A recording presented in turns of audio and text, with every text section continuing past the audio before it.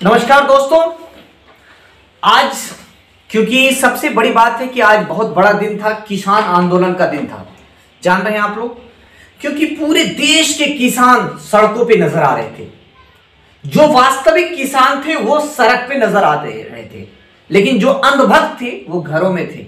ये बात आप लोग भी समझ रहे होंगे, क्योंकि देखिए ये किसान जो आज खास करके सड़क पर थे, क्यों थे आखिर? बहुत बड़ा कारण है, लेकिन अंधभक्तों को समझ में नहीं आता है। जो अंधभक्ति कर रहे हैं उन्हें समझ में नहीं आता।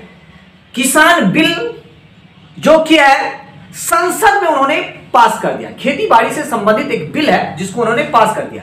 केवल आखिरी सिग्नेचर राष्ट्रपति का बचा हुआ है।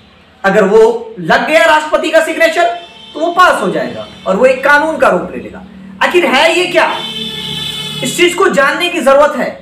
आज पूरे देश के किसान रोड पे थे वो जानकर, लेकिन अंधभक्त घर में थे। मोदी भक्त जो थे वो घर में थे, कहे मोदी जी तो बहुत अच्छे हैं, जो कर रहे हैं बड़ा अच्छा कर रहे हैं, क्योंकि उसमें अंधभक्ति बढ़ी हुई है। तो देखिए ये बिल जो है, ये जो सबसे पहला बात है कि वो बिल जो है वो अनाजों से रिलेटेड है। जिस तरह से बिहार में सबसे पहला बात हम देखते हैं कि बिहार में जो है वो क्या है, मंडी नहीं है। जान रहे हैं, हम अपने सामानों को मंडी में नहीं बेच पाते। अगर मंडी होता तो हमारे यहां भी वो धान का जो मिनिमम सपोर्ट प्राइस होता है एमएसपी पर वो बिकता, लेकिन हमारे बिहार में मंडी नहीं है, साफ नहीं है। इसी चलते हमें जो है मिनिमम सपोर्ट प्राइस नहीं मिल पाता, और जिस कारण से हम अपने धान को 1000 रुपए, मक्का को 800-900 रुपए में बेचते हैं। लेकिन जो किसान खास करके पंजाब हरियाणा के किसान हैं, वहां पे मंडी अवेलेबल है और वो अपने सामान को मंडी में बेचते हैं जहां उनको सही दाम मिलता है, सही प्राइस मिलता है। तो सरकार क्या चाह रही है कि इस मंडी को ही खत्म कर दिया जाए।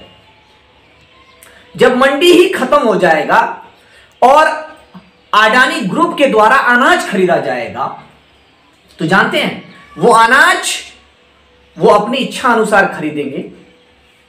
आपके अनाजों को वो अपना अनाज के रूप में गोदामों में रख देंगे, क्योंकि उनके पास पैसा है। वो गोदाम में रख देंगे, अनाज एकदम सुरक्षित रखा रहेगा गोदामों में, और फिर जब मार्केट में उसका किल्लत हो जाएगा तो वो अपने ज्यादा मूल्यों पर सामान को बेचेंगे। हमारे किसानों के पास क्या है, उतनी संसाधन नहीं है, उनके पास उतनी भवन नहीं है, उतनी पैसा नहीं है कि वो अनाज को सेव करके गोदाम में रखेंगे और फिर जब दाम बढ़ेगा, बहुत ज्यादा हो जाएगा, किल्लत हो जाएगा, तब बेचेंगे। ऐसा कर नहीं सकते हैं किसान, क्योंकि किसान एक फसल को बोते हैं, दूसरे फसल को बेचते हैं, उसी के पैसा से वो अपना जीवन यापन करते हैं और दूसरे फसल को बोते हैं। लेकिन सरकार जब इसी नियम पॉलिसी पर आ रही है तो इसका मतलब पूरा का पूरा क्या है, अंधभक्ति है। ये केवल और केवल अडानी ग्रुप को ही वो और भी लाभान्वित कर रही है, गरीबों के लिए नहीं है। मोदी सरकार ने कोई भी कानून जो लाया है क्या गरीबों के लिए है? कोई भी कानून, एक भी कानून बता दीजिए जिससे आपका भक्त फायदा हुआ। हम अंधभक्तों से पूछना चाहते हैं, जो अंधभक्त है उनसे पूछना चाहते हैं, उनका कितना भला हुआ? नंबर 1, नोटबंदी हुआ, अंधभक्तों 15 लाख आया क्या? नहीं आया। तुम लोग केवल अंधभक्ति करते रह गए कि 15 लाख काला धन आएगा। और बाबा रामदेव जो कि अभी सब कुछ मिलावट खोरी वाला सामान बेच रहे हैं, सबसे ज्यादा प्रचार कर रहे थे, आज नजर नहीं आ रहे हैं। बाबा रामदेव कहीं नजर आए? नहीं आए। किसान इतनी बड़ी आंदोलन कर रहे हैं, नजर आ रही है? कह रहे हैं स्वदेशी हम यूज कर रहे हैं। उनका हर एक चीज में जो है मिलावट खोरी भरा हुआ है, लेकिन अंधभक्त उसको कहते हैं कि स्वदेशी है। गोबर भी खिला देंगे तो कहेंगे कि स्वदेशी है। तो देखिए सबसे पहला बात है, नोटबंदी हुआ, बड़ी बड़ी लाइनों में लगे रहे लोग, अपने पैसा को बदलने के लिए, गरीब लोग बदलने के लिए लाइन में खड़े रहे, कहीं कुछ फायदा नहीं नजर नहीं आया। सरकार की अपनी कमाई जो होनी थी वो पूरी तरीका से हो गए और बड़े बड़े बिल्डिंग बन गए, दफ्तर बन गए बीजेपी के। तो नोटबंदी से बहुत अच्छा फायदा मिला अंधभक्तों को, 15 लाख अंधभक्तों के खाता में चला गया। दूसरा फायदा अंधभक्तों के लिए जीएसटी आया, व्यापार। अंधभक्तों का व्यापार तो एकदम बढ़ गया, एकदम पूरी तरीका से। जहां देखिए अंधभक्तों का व्यापार, छोटे व्यापारी खत्म हो गए जीएसटी के कारण, बड़े बड़े उद्योगपति और व्यापारियों का रासलीला हुआ। ट्रिपल तलाक, तलाक के मुद्दे पर आ गए। ट्रिपल तलाक से बहुत फायदा हुआ, कानून बना। अंधभक्त तो एकदम पूरी तरीका से एकदम ट्रिपल कानून पर कानून बन गया। मोदी जी खुद अपनी पत्नी को नहीं रख पाए तो वो दूसरे की बात क्या करेंगे? और उनको सिर्फ केवल और केवल मुस्लिम दिखाई देता है और कोई नहीं दिखाई देता है, क्योंकि हिंदू मुस्लिम करना है। जो अपनी पत्नी को नहीं रख सके वो दूसरे का क्या होंगे? जो अपने खुद का नहीं हो सका वो देश का हो सकेगा? नहीं हो सकेगा।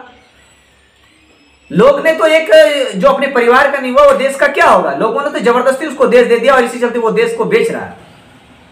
कश्मीर का मुद्दा है, राज्य से उसको केंद्र शासित प्रदेश बना दिया गया। अंधभक्तों बताओ कितना फायदा हुआ? फायदा हुआ ना, बहुत फायदा हुआ। वो राज्य से केंद्र शासित प्रदेश पर गया। उसमें एक ही मुद्दा था कि एक मुस्लिम मुख्यमंत्री बन जाता था, तो उसको खत्म कर दो, क्योंकि हिंदू मुसलमान करना बहुत अच्छा बात है। अब अंधभक्तों ये बात बताओ, सबसे बड़ी मुद्दा पे, किसान वाले मुद्दा पे अंधभक्तों अगर आज नहीं बोलोगे तो आने वाले समय में जब एग्रीमेंट करके खेतों पर कि हाँ इतना रुपए में हम फसल लेंगे और तुम्हारी फसल को जब 5 रुपया किलो खरीदेगा और फिर वो पुनः 6 महीना के बाद उसी को 1000 रुपया किलो बेचेगा, 1000 रुपया, 500 रुपया, 50 रुपया। आलू खरीद रहे हो ना, किसानों ने 7 से 8 रुपया आलू बेचा है, अभी वो खरीद रहा है 50 रुपया। प्याज 10 रुपया बेचा है, खरीद रहा है 80 रुपया, है ना। तो ये कानून आ जाने के बाद पूरा का पूरा बागडोर जो है वो अंबानी अडानी ग्रुप के हाथों में चला जाएगा। आप केवल हाथ मलते रह जाइएगा, अंधभक्ति करते रहिएगा, पिछवाड़ा चाटते रहिएगा। तो इस चीज को समझिए, ये कानून किसी भी तरह से कृषि बिल कानून पास नहीं होना चाहिए, क्योंकि जो देश के किसान हैं उनके हित में कम से कम अब भी वक्त है, जाग जाओ।